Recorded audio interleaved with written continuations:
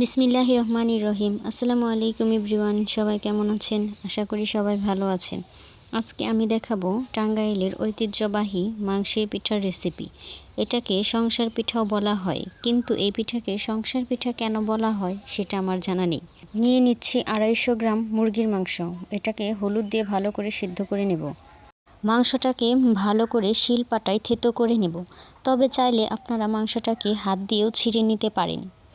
দিয়ে দিচ্ছি পেঁয়াজ কুচি, কাঁচামরিচ কুচি, আলু পুরোটাই অপশনাল। আমার ছেলে সবজি খেতে চায় না, তাই আমি বিভিন্নভাবে তাকে সবজি খাওয়াই। দিয়ে দিচ্ছি এলাচ, দারুচিনি, হলুদ গুঁড়া, লাল মরিচ গুঁড়া, ধনিয়া গুঁড়া, লবণ। সব কিছু দিয়ে ভালো করে হাত দিয়ে মিশিয়ে নিও। সব কিছু ভালোভাবে মিশানো হয়ে গেলে তারপর অল্প তাপে সব কিছু ভালো করে ভেজে নেব। বারবার ভালো করে নেড়ে নিতে হবে যাতে নিচে লেগে না যায়। নিচে লেগে গেলে কিন্তু খেতে একদমই ভালো লাগবে না।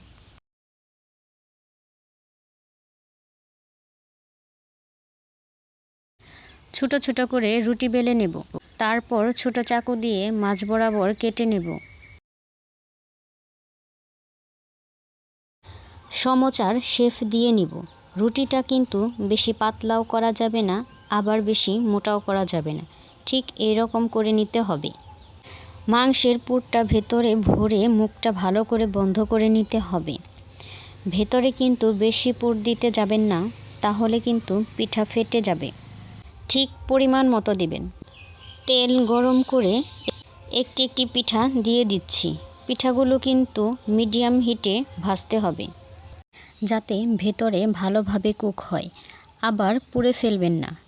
একটু লাল লাল করে ভেজে নেবেন, তাহলে কিন্তু পিঠাটা অনেক মুচমুচে হবে আর খেতে অনেক ভালো লাগবে। আপনারা চাইলে যে কোনো ডিজাইনের তৈরি করতে পারবেন। ধন্যবাদ সবাইকে।